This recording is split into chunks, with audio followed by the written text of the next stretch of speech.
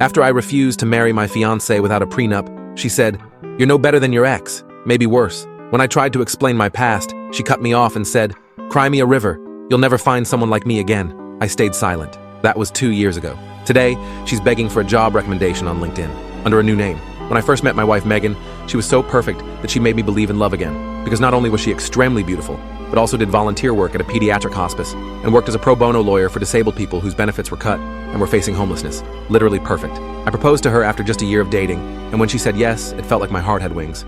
I swear, I literally looked like this. Now, before I continue, you have to know that even though she was a pro bono lawyer, she was making $75,000 a year, and I was making around $500,000 a year as a tech entrepreneur. Plus, the last girlfriend I had gave me financial trauma. She'd text me for large amounts of money practically every week. And when I realized what was going on and tried to say no, she emotionally blackmailed me. It was always a new excuse. "I'm suicidal. Life is so hard I can't even work. My mom is sick again. I need this for her medication." And lastly, her favorite, "You're so ungrateful. Do you even love me?" And because I was raised to never give up on relationships, I stayed with the last girlfriend for 2 years until she broke up with me after I finally stood my ground. Ever since then, I've been ultra careful with money. So now I hope you can understand why I wanted Megan to sign a prenup. I tried to explain why, and outlined everything to make sure she didn't think I didn't trust her or something. But still, she shut down. Suddenly, the air felt tight enough to snap. "Wow," she said, her tone portraying a feeling of betrayal. "I didn't know you were that type of guy." My heart instantly started hurting, and I immediately jumped in to reassure her. "No, baby, I love you. And if anything ever happens, I will always make sure that you are covered, no matter what." But still, this wasn't enough for her, and tears started welling in her eyes. She probably expected me to instantly change my mind, to tell her that I was sorry and I take it back. And if it was the old me, the one before my ex, I probably would have. But I had already sworn to myself that I was never going back to financial abuse. So I just held her in silence, wondering if I had chosen another wolf in sheep's clothing. And I guess she picked up on me being adamant about my decision, because that's when she walked right out of our shared home and drove over to her mom's place. I honestly didn't know what to do. On the one hand, I had this nagging feeling in my gut that she wasn't the one. But on the other hand, a part of me felt guilty, like I had somehow failed her. I decided to just give her some space, let her process everything. I never heard from her again, until a week later, that is. That's when she knocked on the door. Her eyes were puffy, and her mouth was set like she'd already made up her mind. She didn't waste time, didn't ask how I was, didn't offer a hug. She just sat down at the kitchen table and took a deep breath like she was about to deliver a verdict. I can't marry someone who doesn't trust me. I just sat there, feeling everything and nothing at the same time. She stood up, walked to the door, and finished with, "I really hope you find peace one day." I didn't even realize I was crying until I tasted salt, and as soon as the door shut, it all came spilling out. But even through the heartbreak, I sensed something. I had dodged a bullet, and over the next few days, this feeling only solidified. So much so that I decided to make a public announcement about it. You see, my cousin is an influencer whose page is about mental health advocacy. Naturally, abuse was a pretty big topic he liked to cover. So I decided to submit a story, nothing about Megan and her shenanigans. In fact, I didn't even mention her name. I simply informed him of the signs and causes of financial abuse, and that men could suffer from it too. In the caption was a GoFundMe for a local women's domestic abuse center, which I started by donating $10,000 to. It gained a lot of traction very quickly. It made me feel like everything truly does happen for a reason, and that's when I got the text. It was Megan. She sent me a link to the post and said, "I wonder what the world will think of this." In the next photo she sent, her arms and legs were covered in bruises that I never gave her. I was trying to make sense of it, but I couldn't. Was she threatening me? Soon after, I got the notification that I was tagged in a post on Instagram. The photo was the one she had just sent me. Sometimes the ones who preach the loudest about abuse are the ones doing it behind closed doors. #BelieveWomen. My chest tightened. Trying to ruin my finances is one thing, but my life, the one that I had built from the ground up, that was a different story. And I was ready to get her back, except 100 times worse. I immediately started gathering evidence. Every text, every email, every interaction we'd ever had. I wasn't going to let Megan destroy everything I'd worked for with her lies. My hands shook as I took screenshots of our conversations, especially the ones where she threatened to make me pay if I didn't give her money. The sick feeling in my stomach grew with each message I reviewed.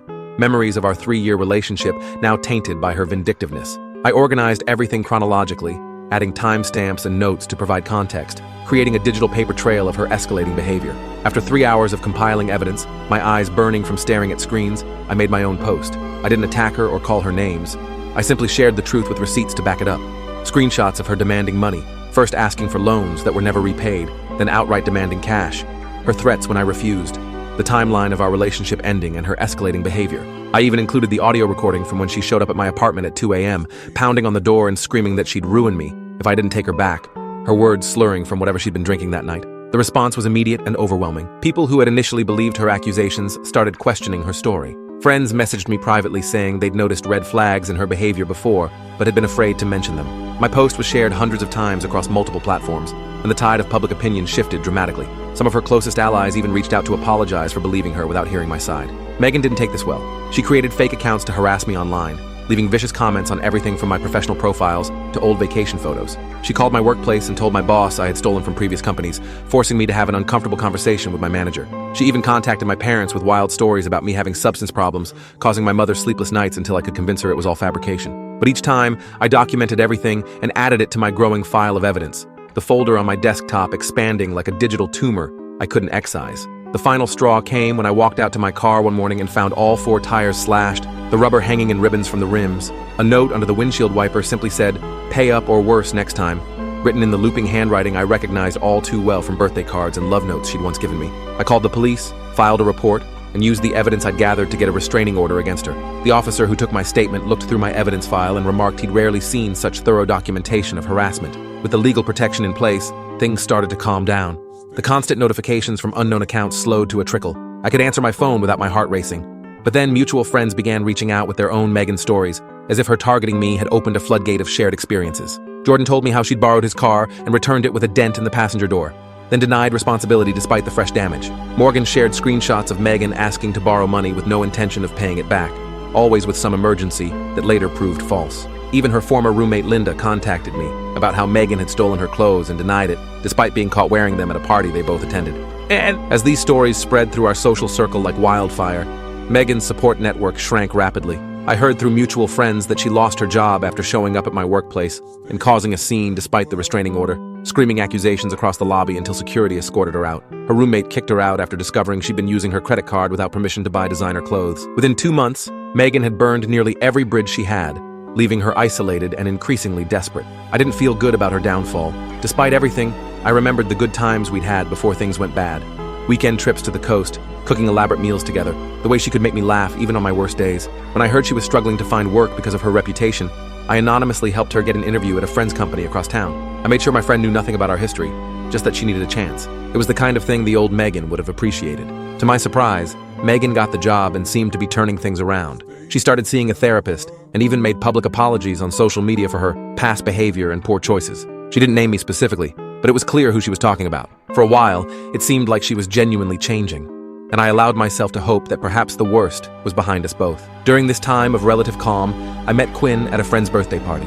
Quinn was funny, kind, and refreshingly straightforward, with an easy laugh and thoughtful questions that showed genuine interest. After my experience with Megan, I appreciated Quinn's honesty and direct communication style. We started dating, taking things slow and building a healthy relationship based on mutual respect. For the first time in over a year, I felt like I could breathe freely again. 6 months into my relationship with Quinn, the gifts started arriving at my apartment. First, it was a book I'd mentioned liking during my relationship with Megan, wrapped in familiar paper with no note. Then flowers delivered to my door, the arrangement suspiciously similar to ones she'd given me before. Then more personal items that showed Megan had been paying attention to my social media despite being blocked.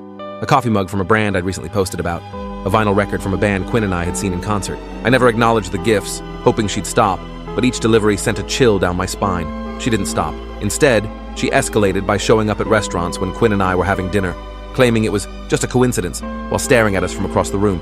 She'd send messages from new accounts saying things like, "She'll never understand you like I do," and "I've changed, give me another chance." Sometimes dozens in a single night until I blocked each new profile. When I didn't respond, she started harassing Quinn, sending messages claiming I was still in love with her and that Quinn was just a rebound. She even dug up old photos of us together and sent them with manipulative captions, suggesting our relationship was ongoing. Quinn was understanding but concerned about Megan's increasingly erratic behavior, and I worried constantly that the stress would eventually become too much. The situation reached a breaking point when my neighbor called one night to tell me someone was trying to jimmy the lock on my apartment door. I called the police, who arrived to find Megan with a screwdriver and a bouquet of flowers, her eyes wild and unfocused. She claimed she just wanted to surprise me, but the restraining order violation and attempted break-in led to her arrest. I watched from my window as they led her to the police car, her face streaked with mascara from crying. The court mandated therapy and treatment for Megan. Her parents, who I'd never met during our relationship, finally got involved and helped her get the help she needed. She was diagnosed with several mental health conditions that explained some of her behavior, though it didn't excuse it. The judge made it clear that any further violations would result in jail time, not just treatment. For a year, I heard nothing from Megan. Through mutual friends, I learned she had moved to another state to live with her sister and was continuing treatment. She apparently started volunteering at a crisis center, using her experience to help others recognize unhealthy relationship patterns. I hoped the work was as therapeutic for her as it sounded. After a full year of peace, I finally deleted the evidence file I'd kept. I didn't need it anymore, and holding on to it felt like keeping one foot in the past. Quinn moved in with me, and we built a comfortable life together. We adopted a dog named Charlie, a goofy mixed breed with one floppy ear who quickly became the center of our little family. Sometimes I think about Megan and hope she's doing well. Not because I want her back in my life, I don't, but because I believe people can change if they truly want to. The experience taught me a lot about setting boundaries and recognizing red flags early. I learned that kindness doesn't mean letting people treat you badly, and that helping someone doesn't obligate you to keep them in your life. Quinn and I have been together for 2 years now. We have our disagreements like any couple, but we talk through them respectfully. No manipulation, no threats, no power plays. Just two people who care about each other working things out. I still get anxious sometimes when my phone buzzes with a notification from an unknown number. Old habits die hard, I guess. But those moments are getting rarer. The other day, I saw someone who looked like Megan at the grocery store, and I realized I felt nothing. No fear, no anger, just a brief moment of recognition before continuing with my shopping. I don't know what the future holds for me and Quinn. We're talking about buying a house together next year. Maybe we'll get married someday. Maybe not. What matters is that we're building something healthy and real, one day at a time. As for Megan, I hope she found whatever she was looking for, just as long as it's far away from me. Sometimes I wonder if that's how all relationships should end, with indifference instead of hatred. It took me nearly 2 years to reach this point, but the journey wasn't as straightforward as I'd like to pretend. There were moments of rage, despair, and vindication that I had to wade through before finally arriving at this peaceful shore of apathy. After that final confrontation with Megan at my apartment, where she shattered my favorite coffee mug against the wall and screamed accusations until her voice went hoarse, I decided I needed to protect myself more permanently. The emotional whiplash of her alternating between tearful apologies and vicious attacks had left me hollow. I gathered all the evidence I had, the threatening texts that would wake me at 3 a.m., the recordings of her screaming at me until my neighbors called to check if I was safe, the photos of property she'd damaged, including my laptop and the guitar my grandfather had given me, and posted them online with timestamps. I wasn't trying to cancel her. I just wanted people to know the truth about the relationship I had hidden behind forced smiles and vague explanations. The response was overwhelming in ways I hadn't anticipated. Friends who had taken her side, convinced by her tearful accounts of my alleged emotional neglect, reached out to apologize. They sent long messages describing how Megan had manipulated them with carefully crafted stories that painted her as the victim. Even her closest friends, who had known her since high school, started distancing themselves from her. The post spread through our social circles faster than I expected, jumping from mutual friends to acquaintances to people I barely knew, and within days, I had enough support and witness statements to get a restraining order against her. Megan didn't take it well, her reaction confirming every fear I'd had about ending things. She created fake accounts with names just similar enough to our mutual friends to trick me into accepting their requests. She used these to contact me, claiming I was lying about everything, that I had edited the recordings, that I had damaged my own possessions to frame her. When that didn't work, she started reaching out to my family members one by one. My mom called me confused after Megan told her I had a drinking problem and needed an intervention. My younger sister received messages about how I had supposedly cheated throughout the relationship. My boss pulled me aside after receiving emails claiming I was stealing from the company and selling client information to competitors. Then came the vandalism, escalating from annoying to frightening in a matter of weeks. I walked out one morning to find my car covered in eggs and scratches down both sides, the word liar keyed into the hood. 2 days later, someone had stuffed my apartment mailbox with rotting food. The security camera from my apartment building caught her in the act both times, her face contorted with a rage I recognized all too well, which only added to my growing file of evidence against her. As Megan's behavior got worse, more people started coming forward with their own stories about her, as if my public post had broken a dam of silence. A guy from college described how she spread rumors that ruined his reputation after he broke up with her, forcing him to transfer schools. A former roommate shared how Megan had stolen her clothes and money, then gaslighted her into believing she was just forgetful and irresponsible. A coworker revealed how Megan had sabotaged her presentation to get promoted ahead of her. The pattern was clear to everyone now, a mosaic of manipulation that spanned years. Within 3 months, Megan's life was falling apart in a way that should have felt like justice, but somehow didn't. She lost her job after showing up at my workplace and causing a scene, screaming about betrayal while throwing my personal items from her purse onto the lobby floor. Her roommate kicked her out after finding her going through my old social media photos at 3 a.m., printing them out and writing notes in the margins. Even her parents called me, their voices tired and familiar with an apology that sounded well-rehearsed, apologizing for their daughter's behavior and asking what they could do to help. I should have felt satisfied, but I didn't. Seeing someone self-destruct isn't as satisfying as revenge movies make it seem. There's a hollowness to it, watching someone you once loved spiral downward, even if they deserve the consequences of their actions. So when I heard through mutual friends that Megan was struggling to find work, sleeping on couches and running out of people willing to help her, I anonymously helped her get a job at my friend Taylor's company.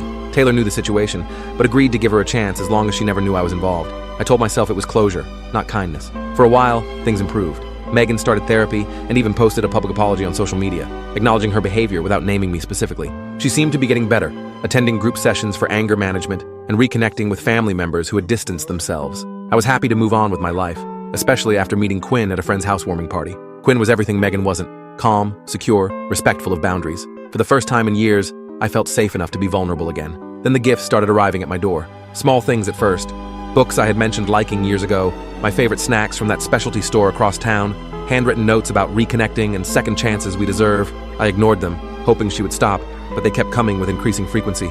Quinn was understanding but concerned, especially when Megan started showing up at restaurants where we were having dinner or accidentally running into us at the movies, always acting surprised to see us despite choosing seats just close enough to maintain eye contact. The final straw came when Quinn started receiving messages from unknown numbers, describing personal details about our relationship that only Megan could have known. The pet names we used, the weekend trips we had taken, even what our bedroom looked like. She was clearly watching us, learning our routines, finding ways to insert herself into our lives like a virus reinfecting a system that had almost healed. One night, we were awakened by the sound of someone trying to pick the lock on our front door, the metal scratching against metal in the darkness. I called the police while Quinn turned on all the lights and shouted through the door. By the time officers arrived, Megan was gone, but the security camera had captured everything.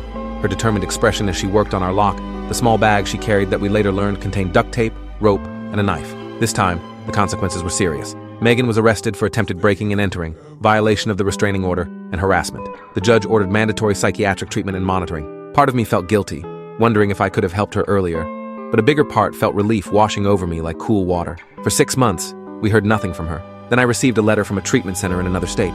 Megan explained she had been diagnosed with several mental health conditions and was finally getting proper help. She was moving across the country to start fresh and promised never to contact me again. The letter ended with an apology that for once seemed genuine rather than manipulative. I kept tabs on her through mutual connections for a while. She got a job at a crisis center, using her own experiences to help others recognize unhealthy relationship patterns. She started a small support group for people working through similar issues.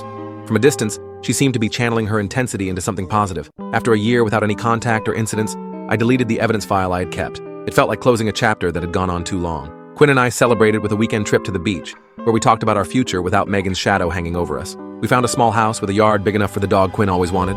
I got promoted at work, and Quinn started taking night classes to finish a degree. Our life together became wonderfully ordinary.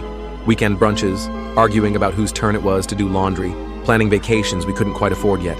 Looking back, I realized the whole experience taught me about boundaries, not just with romantic partners, but with everyone in my life. I learned that kindness doesn't mean letting people treat you badly, and that helping someone doesn't make you responsible for fixing them. Sometimes I think about reaching out to see how Megan is doing, but I know better now. Some doors are better left closed. Some chapters are better left finished. Some people are better left in the past. Quinn and I are having dinner with friends tonight. We'll probably talk about normal things, work stress, the new restaurant downtown, whether we should get a second dog. Megan won't come up in conversation. She rarely does anymore, and that's exactly how it should be. I check my phone as we walk to the restaurant. Quinn notices and squeezes my hand. "Everything okay?" she asks. I nod and put my phone away. It was just a work email, nothing important. The restaurant is only a few blocks from our apartment, one of those places with string lights on the patio and chalkboard menus. Our friends Thomas and Karen are already waiting at a table when we arrive. The conversation flows easily.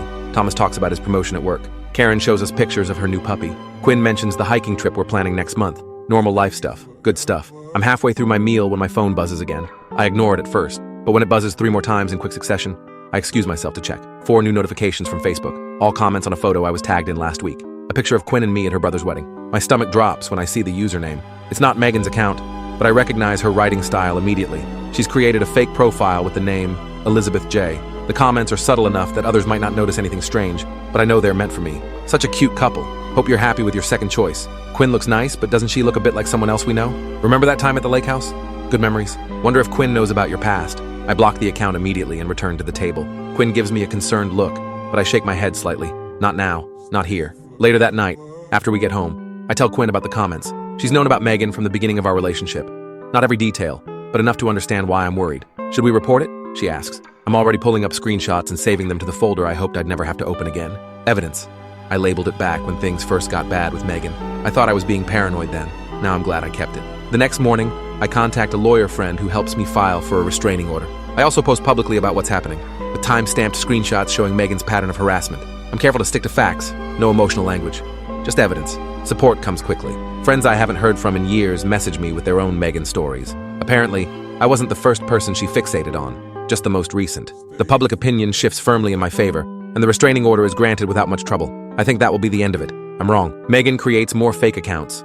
She contacts my boss with lies about my work ethic and fabricated stories about inappropriate behavior. Thankfully, my boss has known me for years and doesn't believe her, but it's still embarrassing to have to explain the situation. She finds my parents' phone number and calls them late at night with stories about how I mistreated her. My mom is shaken by the calls, and my dad suggests I get the police involved again.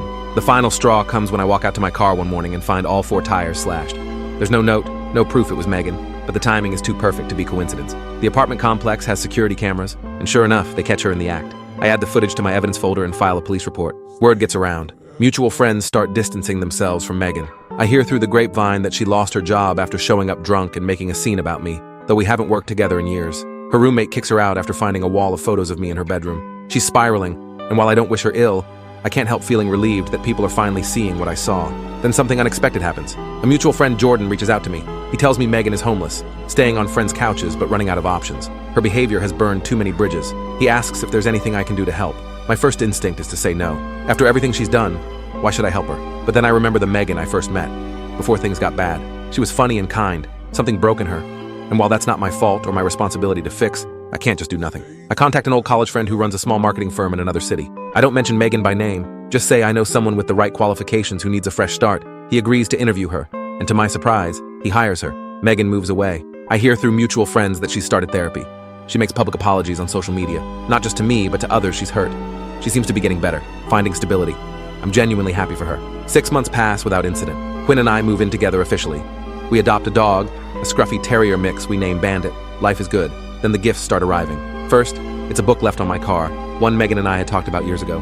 There's no note, but I know it's from her. Then flowers delivered to my workplace. Then handwritten letters about how much she's changed, how therapy has helped her see her mistakes, how grateful she is for the job opportunity. I don't respond to any of it. I add everything to the evidence folder and try to move on. But Megan doesn't stop. She starts showing up at places she knows I'll be. The coffee shop near my apartment, the park where Quinn and I walk Bandit, always with the same story. She was just in the neighborhood, and what a crazy coincidence to run into me. When she starts targeting Quinn, leaving notes on her car and messaging her on social media, I know I have to act. Quinn is scared, and honestly, so am I. The breaking point comes when our apartment building's security camera catches Megan trying to pick the lock on our door at 2 a.m. The police arrest her, and this time, the judge isn't lenient. She's ordered into a psychiatric treatment program with strict conditions about contacting me or Quinn. I don't hear anything about Megan for almost a year. Then Jordan calls to tell me she's completed her treatment and moved to Seattle. She's working at a women's shelter, using her experience to help others recognize unhealthy relationship patterns. She's found purpose in her pain, he says. I'm glad for her. Truly. After another 6 months without any contact, I finally delete the evidence folder. It feels like closing a door that's been left ajar for too long. Quinn and I get engaged the following spring. We buy a small house with a yard for Bandit. I get promoted at work. Life moves forward. Sometimes I still think about Megan, but not with fear or anger anymore. I hope she's found peace. I hope she's still helping others. I hope she's okay. But I don't reach out, and I don't look her up online. Some doors should stay closed, not out of bitterness, but because opening them serves no purpose. We've both moved on to better chapters. Tonight, Quinn mentioned maybe starting a family soon. The thought both terrifies and excites me. I'm not the same person I was when I met Megan. I understand boundaries better now. I recognize red flags. I know the difference between helping someone and trying to save them. These are valuable lessons, but I don't give Megan credit for teaching them to me. That would be giving her too much power in my story. These are lessons I learned for myself, through pain and healing and the support of people who truly care about me. Quinn is calling me from the kitchen. Dinner's ready. Bandit is dancing around her feet, hoping for scraps. This is my life now. Simple, stable, happy. And somewhere out there, I hope Megan has found the same. I walk to the kitchen, the smell of Quinn's homemade lasagna filling our apartment. The rich aroma of tomato sauce, herbs, and melted cheese makes my stomach growl appreciatively. It's been 8 months since I last heard from Megan. 8 months of peace. 8 months of rebuilding my life piece by piece, like assembling a jigsaw puzzle that someone had scattered across the floor. Hey, I was thinking we could watch that new documentary tonight, Quinn says, as she sets plates on our small dining table. Her dark curly hair is pulled back in a messy bun, and there's a smudge of tomato sauce on her cheek that I find endearing. The late afternoon sunlight streams through our kitchen window, catching the tiny dust particles floating in the air. I don't tell her about my thoughts of Megan. Instead, I nod and help finish setting the table, arranging the silverware just so. We eat dinner, talking about our days. Quinn tells me about a difficult customer at the bookstore where she works, an older man who insisted on arguing about the ending of every novel she recommended. I tell her about my progress on a coding project, how I finally solved the bug that had been haunting me for days. Normal conversation, safe conversation, the kind that doesn't leave your heart racing. After dinner, my phone buzzes with a notification. It's from Reddit. Someone has tagged me in a post. The familiar chime sounds innocent enough, but something in me already knows. My stomach drops when I see the username, TruthTeller492, one of Megan's many fake accounts. I recognize the pattern. She always includes numbers that have significance to her, like her birthday, April 9th, The post is in r/relationships. It's a long story about how I manipulated and abused her, how I turned everyone against her with lies. It's detailed enough that anyone who knows us would recognize who she's talking about, even though she changed our names. She calls me Alex instead of Adam. But the details, my job, my hobbies, even the scar on my left hand from a childhood accident, are all there. Quinn notices my expression and asks what's wrong. I show her the post, watching as her warm brown eyes scan the text, widening slightly at the more outrageous claims. She's starting again, I say quietly, my voice barely audible over the hum of our refrigerator. That night, I can't sleep. The sheets feel too warm, then too cold.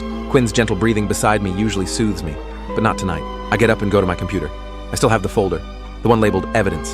Inside are screenshots of text messages, emails, social media posts, all the proof of Megan's manipulation and lies from before, the gaslighting, the circular arguments that left me questioning my own sanity, the threats she made when I tried to leave. I hadn't wanted to use it. I'd hoped we could both just move on with our lives, like ships passing in the night, never to cross paths again. But now I know I need to protect myself. The next morning, I post my response. I include time-stamped screenshots showing her contradictions, her threats, her manipulation. I tag mutual friends who had witnessed her behavior. I keep my tone factual, not angry.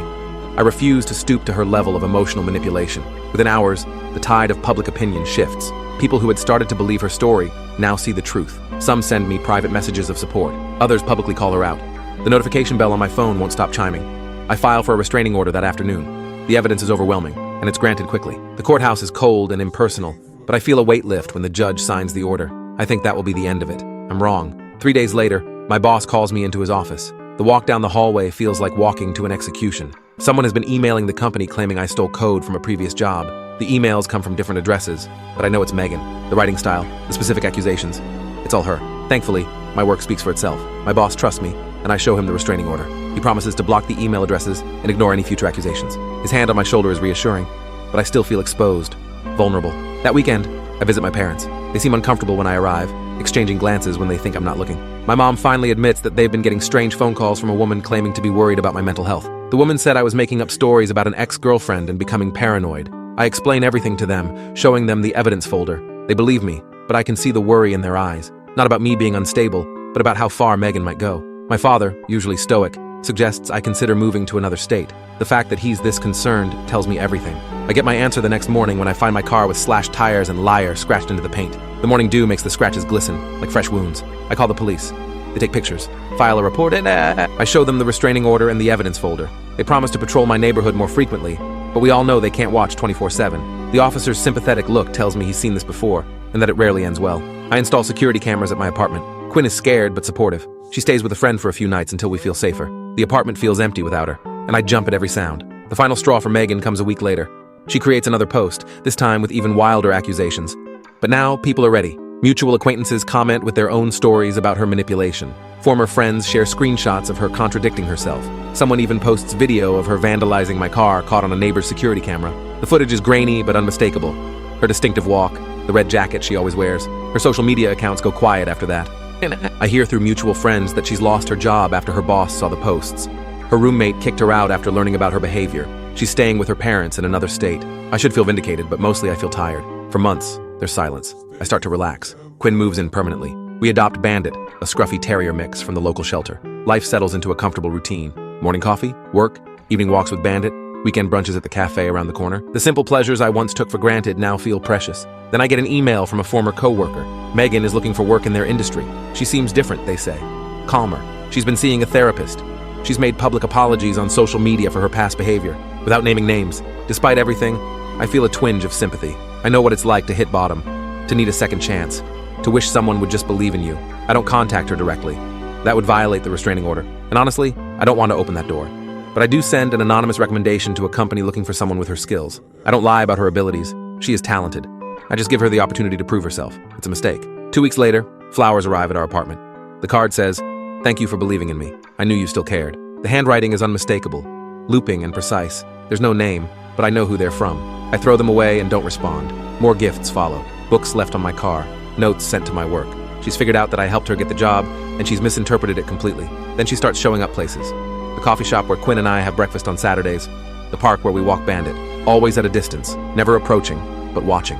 I feel her eyes on me like physical weight. Quinn is terrified. I update the police report and provide new evidence that Megan is violating the restraining order. The final breaking point comes when Quinn calls me at work, hysterical, Someone tried to break into our apartment while she was home alone. She heard someone at the door, then saw the knob turning. When she called out, asking who was there, the person ran away. But she saw Megan through the peephole. The police arrest Megan that evening. With a restraining order violation and attempted break-in, she faces serious charges. Her lawyer negotiates a plea deal. Court-mandated psychiatric treatment and monitoring, plus moving at least 500 miles away. For a year, we hear nothing. I keep the evidence folder, just in case, but I don't open it anymore. Then I get a letter from a therapist in Colorado. With Megan's permission, she writes to tell me that Megan has been making real progress. She's stable on medication. She's working as a peer counselor, helping others with similar issues. She understands now how wrong her behavior was, and she's committed to her recovery. The therapist asks if I would consider allowing limited supervised contact, just one video call to provide closure. I decline politely. Some doors are better left closed. After another 6 months without incident, I finally delete the evidence folder. It feels like releasing a weight I didn't know I was carrying. Quinn and I buy a small house with a yard for Bandit. I get promoted at work. She opens her own bookstore. We talk about marriage, about kids someday. I still think about Megan sometimes, but the thoughts don't carry the same anxiety they once did. I hope she's well. I hope she's found peace. But her story isn't my responsibility anymore. I've learned that you can wish someone well without letting them back into your life. You can forgive without forgetting. You can help someone without saving them. You can move forward without being weighed down by the past. Bandit barks at the mailman from our front window, his black and white fur standing on end as he presses his wet nose against the glass. I smile, sipping my morning coffee on the porch, feeling the warm ceramic mug between my palms. The early autumn air carries a slight chill, but the sun promises a beautiful day ahead. 5 years have passed since everything with Megan. Quinn comes outside, her dark hair pulled into a messy bun, kisses my cheek, and sits beside me on the weathered wooden bench we found at a yard sale last summer. We watch the neighborhood wake up together, neighbors retrieving newspapers, joggers passing with friendly waves. My phone buzzes against the wooden armrest. A text from my old friend Jamie. "Dude, Megan's posting about you again. It's getting ugly." My stomach drops, that familiar knot of anxiety returning instantly. I open social media and see it immediately. A long post from Megan claiming I'd manipulated and abused her, twisted with half-truths and outright lies about our 3-year relationship. Comments flood in, people taking sides without knowing the full story, some former friends expressing disappointment in me, others demanding explanations. Quinn reads over my shoulder, her hand squeezing mine reassuringly. "What are you going to do?" she asks softly. I had kept everything. Every message, every email, every voicemail from those tumultuous months after our breakup. The folder sat untouched on my hard drive for years, labeled simply M-evidence. I never wanted to use it, hoping time would heal whatever wounds drove her behavior. But now I had no choice. After careful consideration, I posted screenshots with timestamps showing her contradictions, threats, and manipulation. I included the police reports from when she vandalized my car, slashing the tires and scratching obscenities into the paint, the restraining order paperwork, everything. I didn't attack her personally, just presented the evidence chronologically with minimal commentary. Public opinion shifted quickly. Friends and strangers alike messaged me with support. Some apologized for believing her initially. The post spread beyond our social circle, shared by people concerned about false accusations. My phone wouldn't stop buzzing with notifications, to the point where Quinn suggested I turn it off for the evening. Megan escalated. She created fake accounts to harass me, sending threatening messages at all hours. She contacted my workplace with lies about my character, claiming I was unstable and dangerous. My boss called me in, concerned but ultimately supportive when I explained the situation with evidence. She even reached out to my parents, who thankfully knew the whole story already from when I'd sought their advice years ago. One morning, I found my car covered in bright red paint. Security cameras from my neighbor's house caught her in the act, her face clearly visible under the streetlight as she emptied the can over my windshield at 3 a.m. More evidence for the growing file. The restraining order was extended, this time with stricter enforcement provisions. Former friends of Megan's started reaching out to me. They shared similar stories of manipulation, lies, and drama. A pattern emerged of someone who would use people until they caught on, then discard them and play victim. I wasn't special. I was just another chapter in her story.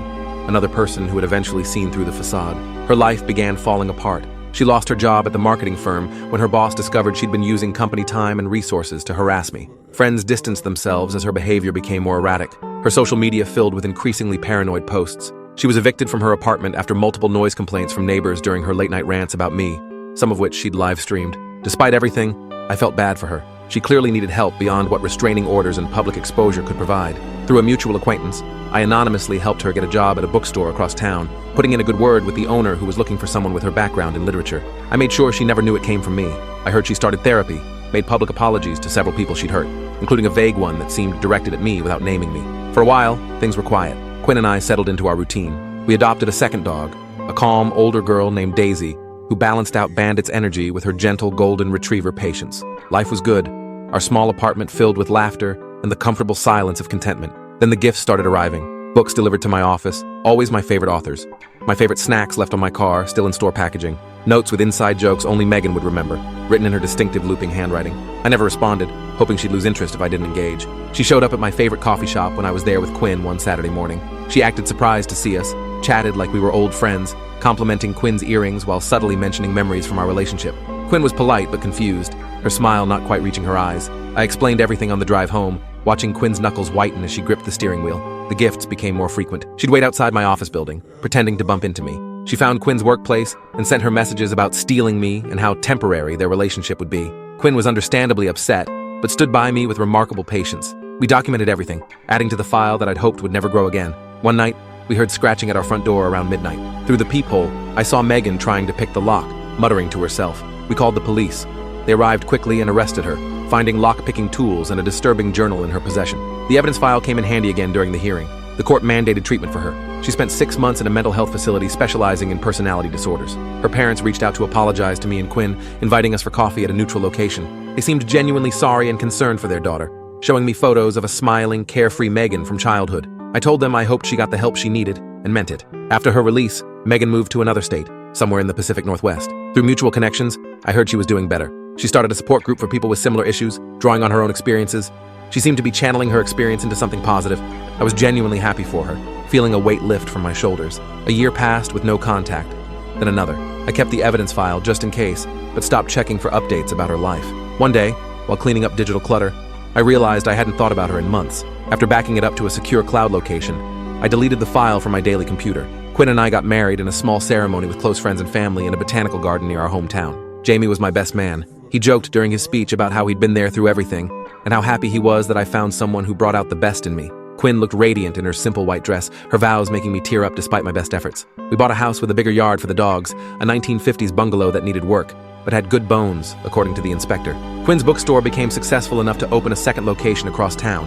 I started my own consulting business after years of working for others. We talked about starting a family, researching school districts, and setting up a savings plan. Sometimes I still get anxious when my phone buzzes with an unknown number. Sometimes I catch myself scanning crowds for her face in public places. Old habits die hard, but those moments get rarer with time, like old scars that fade but never completely disappear. Last week, Quinn found an old photo of Megan and me while organizing some boxes in the attic. She asked if I wanted to keep it. I looked at it for a moment, remembering the good times before everything went wrong, the camping trips and holiday dinners. Then I tossed it in the trash without regret. I ran into one of Megan's old friends at the grocery store yesterday.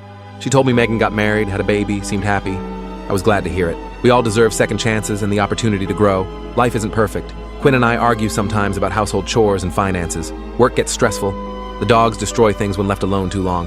But it's real, and it's healthy, and it's ours. I don't check my rearview mirror for her car anymore.